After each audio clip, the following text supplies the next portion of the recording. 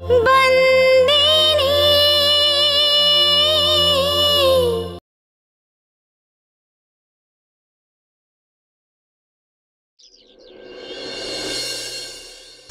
এখানে সাইন করে দিন।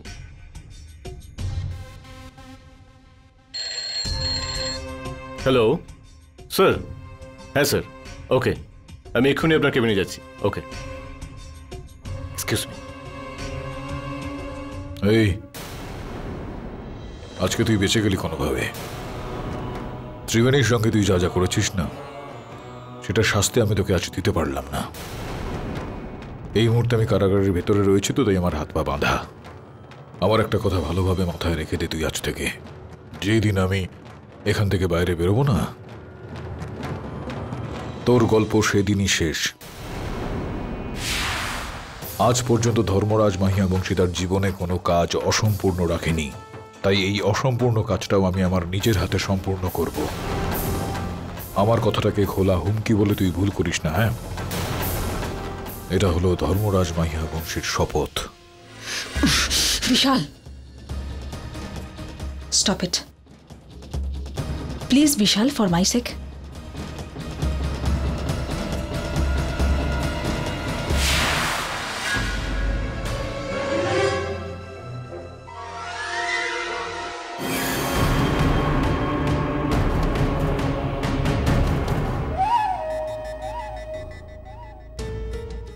খুব কষ্ট হচ্ছে তাই না নিজের সন্তানকে এভাবে মারতে? যাকে ন্যায়ের সিংহাসনে আপনি বসাতে চেয়েছিলেন, তাকেই নিজের হাতে শাস্তি দিতে হবে? খুব কষ্ট হবে। এই বাবা ছেলের লড়াই দেখতে বেশ লাগবে। আমি মনে খুব শান্তি পাবো। এই যা যা এখান থেকে, যা যা এখান থেকে।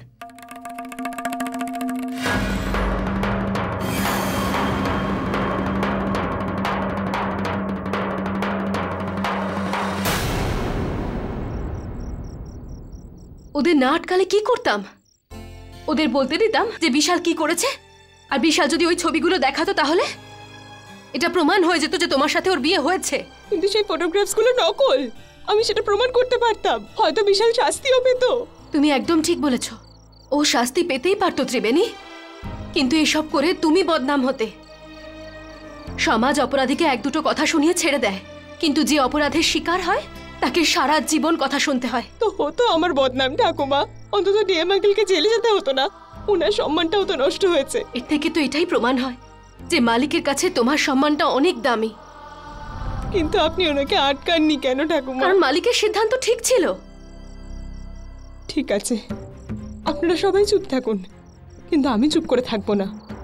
আমি দাদুকে এইভাবে জেলের মধ্যে দেখতে পারবো না। আমার যতই বদনাম হোক, আমি দাদুকে ছাড়াবোই। ত্রিবেণী, ত্রিবেণী, আমার কথাটা শোনো।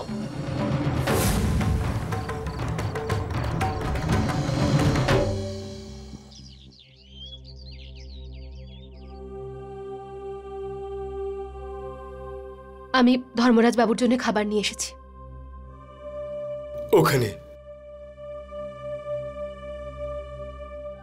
কলিযুগ এসে গেছে স্যার, আমার তো বিশ্বাসই হচ্ছে না। ধর্মরাজ মাহিয়া বংশী জেলের পিছনে রয়েছেন, তিনি অপরাধীদের শাস্তি দেন, উনি নিজে কোনোদিন অপরাধ করতে পারেন না।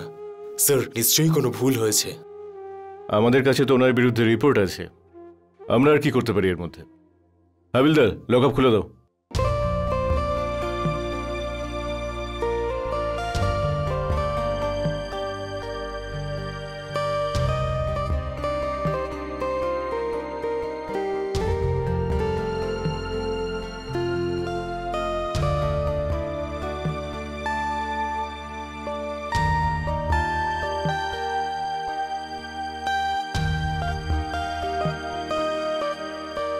এসে গেছিস তুই?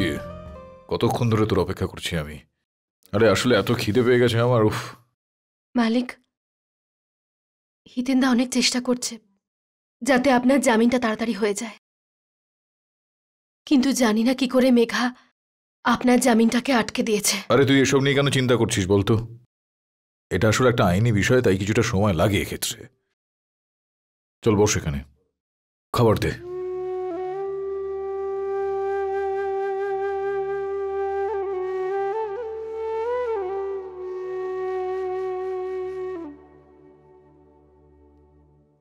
তোর থালা কোথায়? খাবার নিয়ে এসেছি। আমি এটা ভালো মতন জানি যে তুই এখনো পর্যন্ত একটুও খাবার খাসনি, আর আমাকে খাইয়ে দেওয়ার পর তোর খিদেও মরে যাবে একেবারে। ঠিক বললাম কিনা আমি? আচ্ছা চল, ঠিক আছে, এক থালা থেকে দুজনে আমরা খেয়ে নেব। আরে কি হয়েছে কি তোর?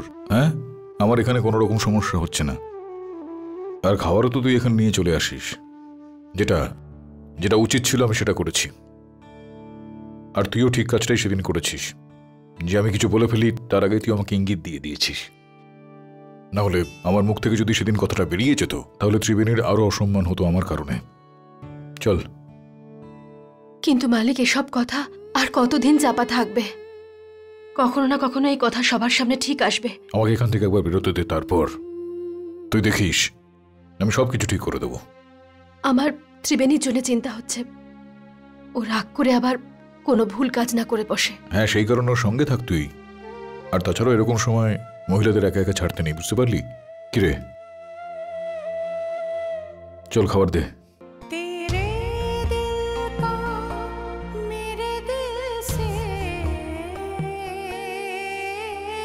দাঁড়া, আগে আমি আমার হাতে তোকে খাইয়ে দিই।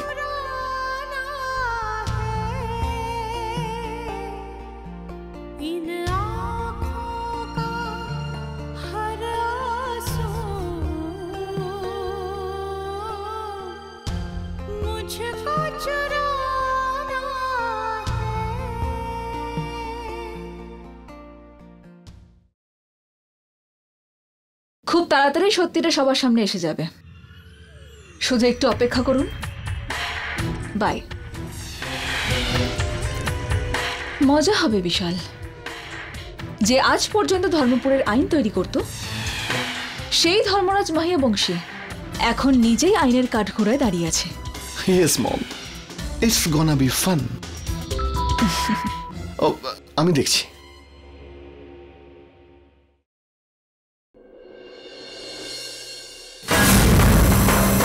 তুমি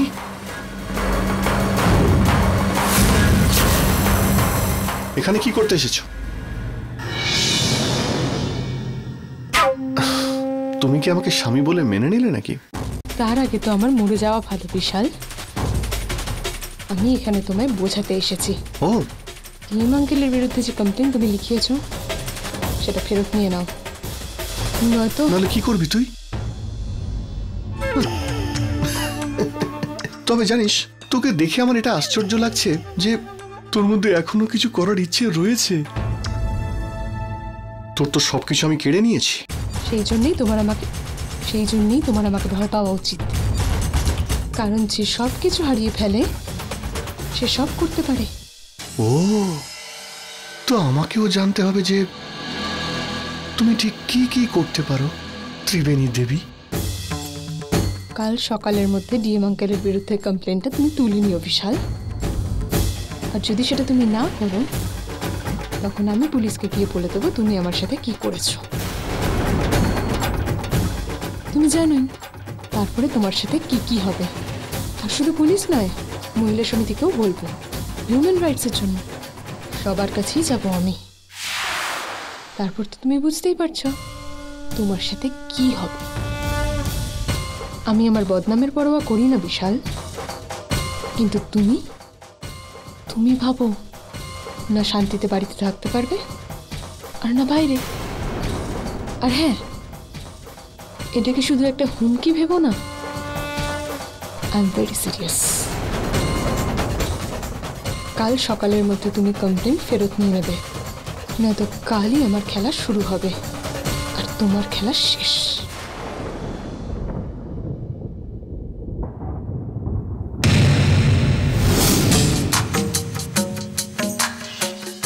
বিশাল, এই মেয়েটা যা ইচ্ছা করতে পারে। কাম অন মম, কিচ্ছু করতে পারবে না। ঠিকই বলছিল মেয়েটা যে এর কাছে হারানোর মতো কিছু নেই, আর ও তোমাকে ছেড়ে কথা বলবে না।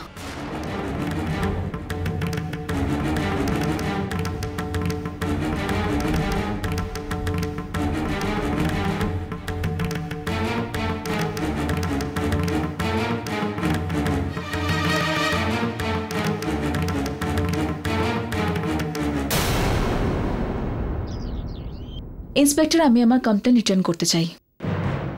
নাও সাইন করো।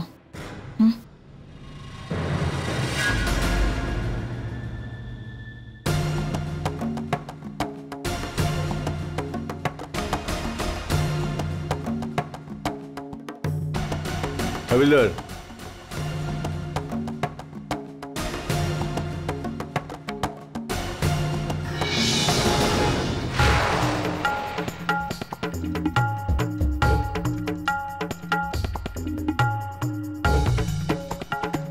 চমকে যাবেন না ধর্মরাজ মাহিয়াবংশী। কখনো কখনো জীবনে 4 পা এগোতে গেলে 2 পা পিছিয়ে যেতে হয়। কখনো হার তো কখনো জিত হয়। আমি আমার কমপ্লেন রিটার্ন করে নিয়েছি, কিন্তু এই লড়াই এখনো চলবে। তাই আপনি তৈরি থাকবেন আমার পরবর্তী চালের জন্য।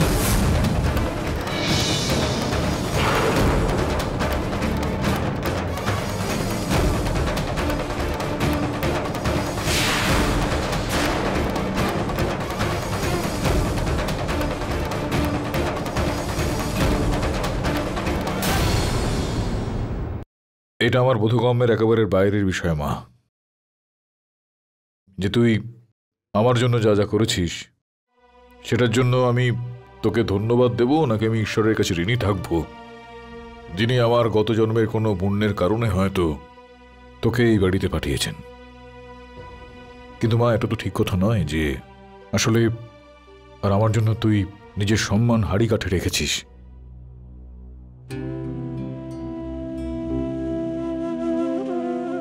সন্তানরা সারা জীবন ধরে নিজেদের মা বাবার ঋণ শোধ করে, কিন্তু আমরা তোমার ঋণ কি করে শোধ করব? আচ্ছা শোন ত্রিবেণী, একটা কথা, তুই নিজের প্রাণের ঝুঁকি নিলি, ওই দুজন ওই বিশাল আর মেঘা যদি জামিন দিতে না আসতো তাহলে তুই কি করতি বলতো? তো আমি সেটাই করতাম দাদু, যেটা আমি বলেছিলাম। তোর কি একদম মাথা খারাপ হয়ে গেছে নাকি রে? যদি এদিক ওদিক কিছু হয়ে যেত তাহলে তাহলে আমাদের প্রত্যেকেরই ধর্মপুরে থাকাটাই একটা সমস্যা হয়ে যেত। ত্রিবেণী, আমাদের সমাজ এটা দেখে না যে মেয়েটা কত সাহসিকতার কাজ করেছে। একটা মেয়ের সব থেকে বড় গুণ তার পবিত্রতা দিয়ে মাপা হয়। সেই সব জানা সত্ত্বেও তুমি এত বড় একটা সিদ্ধান্ত নিলে, তাও আবার আমাদের জন্যে। এই উপকারটার জন্য তোর প্রতি কৃতজ্ঞতা স্বীকার করার কোনো শব্দ নেই আমার কাছে।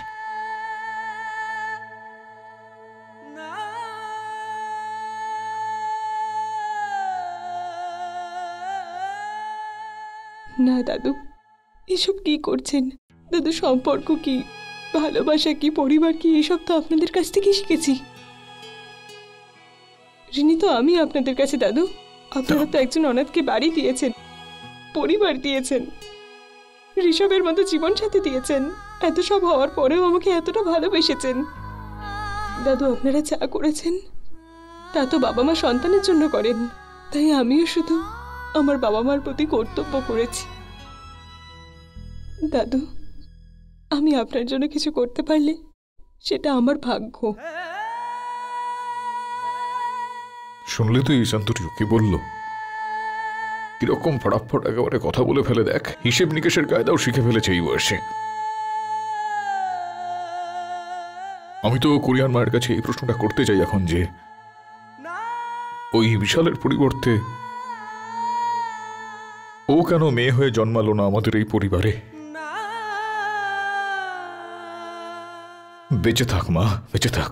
আরে না না না, তুই যা করেছিস সেটাই অনেক রে মা।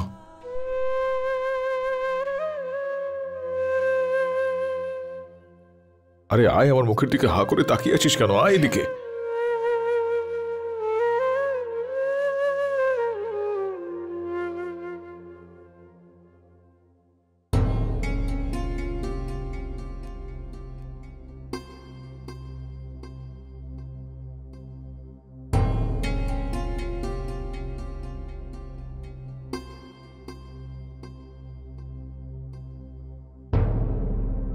আমি এখন প্রত্যেকে আমার মনে কি চলছে সেটা বলতে চাই। আরে আমার ভেতর দিয়ে যা যা চলছে এখন সে তো ঠিক আছে, মানলাম, যে বিশাল যা যা করেছে তার অপরাধের শাস্তি তো তাকে আমাকে দিতেই হবে। হ্যাঁ, ধরমপুরের তো এটাই নিয়ম, তাই না? এই পরিবারের ছেলে হয়েছে তো কি হয়েছে, অপরাধ করেছে, ওকে শাস্তি তো দিতেই হবে। কি করবো সেটা নিয়ে আমি পরে ভাবনা চিন্তা করব। তার থেকেও বড় কথা হলো, ওই সেই দিন যে বিশাল ওর ছবি নিয়ে এসেছিল না, মিথ্যে, যেই কারণে ঘটনাগুলো ঘটলো, ওই আশীর্বাদ কিচ্ছু না, একদম সোজা সুজি ত্রিবেণী আর ঋষভের বিয়ে হবে, ব্যাস। আমি এটা একেবারে মনে মনে ঠিক করে ফেলেছি।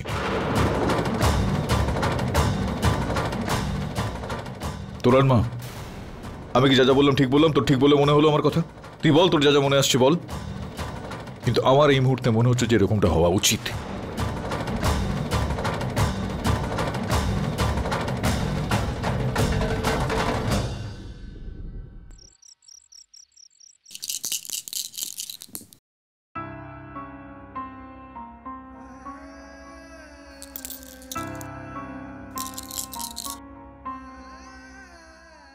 মালিক, আপনি এত রাতে একা একা বসে কড়ি কেন খেলছেন? কেননা এই মুহূর্তে আমার মগজে সমস্ত বিষয়বস্তু গোল গোল ঘুরছে, কোনো বিষয় আমার মাথায় বসছে না এখন, যে কারণে এই দানগুলো একটাও ঠিক মতো পড়ছে না, একটার পর একটা ভুল দান পড়ছে। দেখ, চেষ্টা করে করে আমি একেবারে ক্লান্ত হয়ে গিয়েছি। বল। আপনাকে এভাবে ধৈর্য হারাতে আমি এর আগে কখনো দেখিনি। আপনি আরো একবার চেষ্টা করুন না, দেখবেন সব ঠিক হয়ে যাবে। চল, ঠিক আছে, তুই যখন বলছিস তখন। দেখ, হলো না তো আরো একবার। জানিস তুই কেন হলো না? কেননা এই মুহূর্তে ভাগ্য আমার পক্ষ নিচ্ছে না। তাই যখন মানুষের ভাগ্য তার সঙ্গে থাকে না না, তখন কোনো কাজই ঠিক মতো হয় না, বুঝলি? আপনাকে একটা কথা বলবো। ত্রিবেণী নিজের ইচ্ছেই যে ন্যায়টা চেয়েছিল, সেই অধিকারটা ওকে দিতে আমরা কোনো রকম তাড়াহুড়ো করিনি তো? তোর মনে আছে তোর মাউরিকে যখন হত্যা করা হয়েছিল তখন তুই ন্যায় বিচার করেছিলি? ওই ন্যায় বিচার এখনো পর্যন্ত ধর্মপুরের প্রত্যেকটা মানুষের মনে রয়েছে, কেননা সেটা নিরপেক্ষ এবং সর্বশ্রেষ্ঠ ন্যায় বিচার ছিল। কেননা অপরাধটা তোর বিরুদ্ধে হয়েছিল, কষ্ট তুই পেয়েছিলি, আর এখন কষ্টটা ত্রিবেণী পাচ্ছে। সেই কারণে আমার মনে বিশ্বাস রয়েছে যে ও ন্যায় বিচার ঠিক মতোই করবে। আর মেয়েটা যথেষ্টই সাহসী, ভালো মন্দের জ্ঞানও সম্পূর্ণরূপে রয়েছে। ঠিক বললাম কিনা আমি? আর তাছাড়া তুই যখন আমার মনের কথা জিজ্ঞেস করলি না, তো আমি তো আমার নিজের হাতে শাস্তি দেব ওই ওই ওই বিশালকে।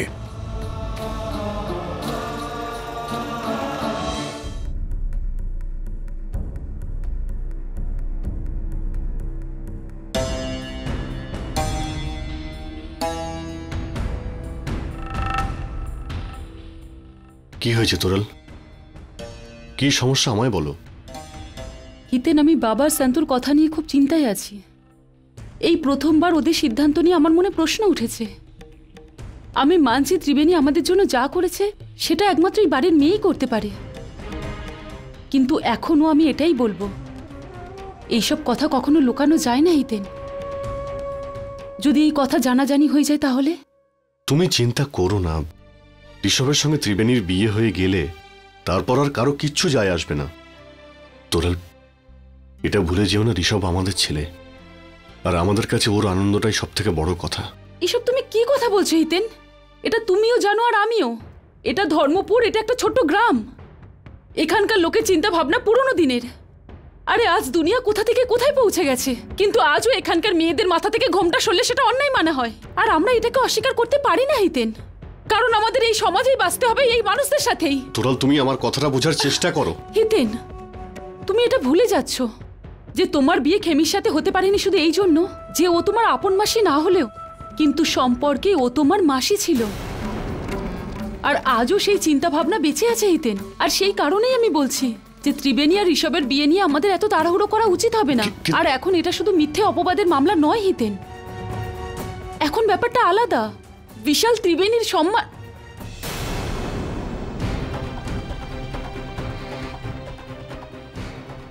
হিতেন, এই সম্বন্ধ, এই বিয়ের ব্যাপারটা কোনো বাচ্চাদের খেলা নয়। ঋষভকে সারা জীবন কাটাতে হবে ত্রিবেণীর সঙ্গে।